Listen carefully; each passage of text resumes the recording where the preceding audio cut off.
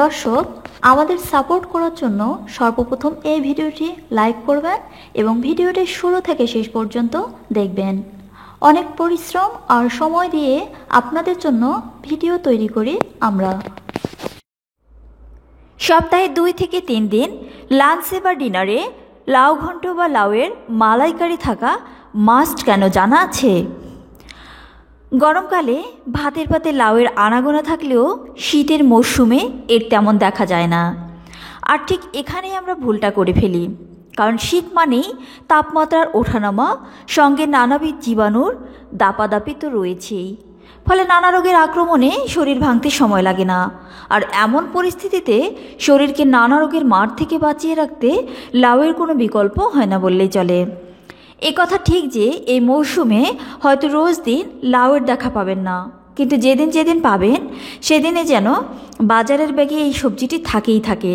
কারণ গবেষণা বলছে লাউয়ের অন্দরে মজুদ রয়েছে প্রচুর মাত্রায় ভিটামিন সি, বি এবং ডি, সেই সঙ্গে calcium, sodium, magnesium, phosphorus, folate, iron এবং পটাশিয়াম, যা নানাবিধ রোগের হাত থেকে শরীরকে সুস্থ রাখতে গুরুত্বপূর্ণ ভূমিকা পালন করে থাকে। সেই সঙ্গে আরও নানা উপকারে লেগে থাকে শরীরে। ভিউয়ার্স, আজকের ফিচারে আমরা লাউয়ের স্বাস্থ্য উপকারিতাগুলো একে একে জানব। স্বাস্থ্য বিষয়ক সকল প্রকার আপডেট তথ্য পেতে আমাদের চ্যানেলটি সাবস্ক্রাইব করে রাখুন এবং বেল আইকনে ক্লিক করে নোটিফিকেশন অন করে রাখুন, কারণ পরবর্তীতে সকল ধরনের আপডেট তথ্য আপনি পেয়ে যাবেন সবার আগে। 1. ওজন কমে চোখে পড়ার মতো। বেশ কিছু স্টাডিতে দেখা গেছে যে কোনোভাবেই হোক তা তরকারি বানিয়ে অথবা রস হিসেবে লাউ খাওয়া শুরু করলে শরীরে ফাইবারের মাত্রা বৃদ্ধি পেতে শুরু করে, ফলে খিদে কমে যায়। সেই সঙ্গে স্বাভাবিকভাবেই কম খাওয়ার প্রবণতাও দেখা দেয়। আর কম খেলে ওজন যে দ্রুত কমে তা কি আর বলার অপেক্ষা রাখে? 2. স্ট্রেস লেভেল কমে চোখের পলকে। লাউয়ে রয়েছে কোলন নামক এক ধরনের নিউরোট্রান্সমিটার, যে শরীরে প্রবেশ করা মাত্র মস্তিষ্কের কর্মক্ষমতাকে বাড়িয়ে তোলে। ফলে স্বাভাবিকভাবেই স্ট্রেস লেভেল তো কমে, সেই সঙ্গে ডিপ্রেশন সহ একাধিক মেন্টাল ডিসঅর্ডারে আক্রান্ত হওয়ার আশঙ্কাও যায় কমে। প্রসঙ্গত, গত কয়েক দশকে মানসিক চাপ এবং অ্যাংজাইটিংয়ের কারণে নানা রোগে আক্রান্ত হওয়ার প্রবণতা চোখে পড়ার মতো বৃদ্ধি পেয়েছে।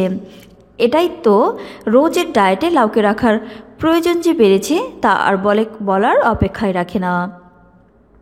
3. কনস্টিপেশন এবং নানাবিধ পেটের রোগের প্রকোপ কমে।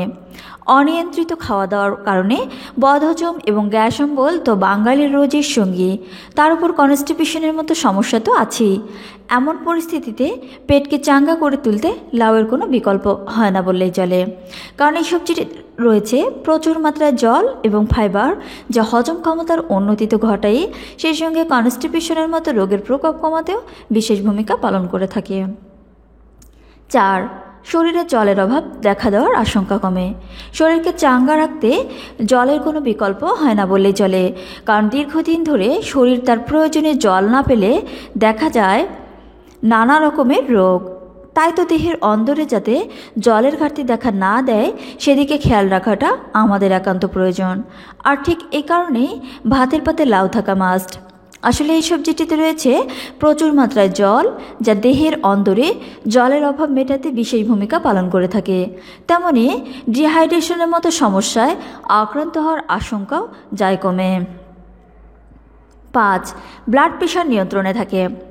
উচ্চ রক্তচাপের মতো সমস্যায় যারা ভুগছেন তাদের ডায়েটে লাউ দিয়ে তৈরি কোনো না কোনো পদ থাকা বেজায় জরুরি, কারণ এতে রয়েছে এমন কিছু পুষ্টিকর উপাদান যা রক্তচাপকে স্বাভাবিক রাখতে গুরুত্বপূর্ণ ভূমিকা পালন করে থাকে। আর রক্তচাপ স্বাভাবিক থাকলে হার্টের স্বাস্থ্যও ভালো হয়ে ওঠে। আর হার্ট যখন চাঙ্গা হয়ে ওঠে তখন সার্বিকভাবে আয়ু যে বৃদ্ধি পায় তা কি আর বলার অপেক্ষা রাখে? 6.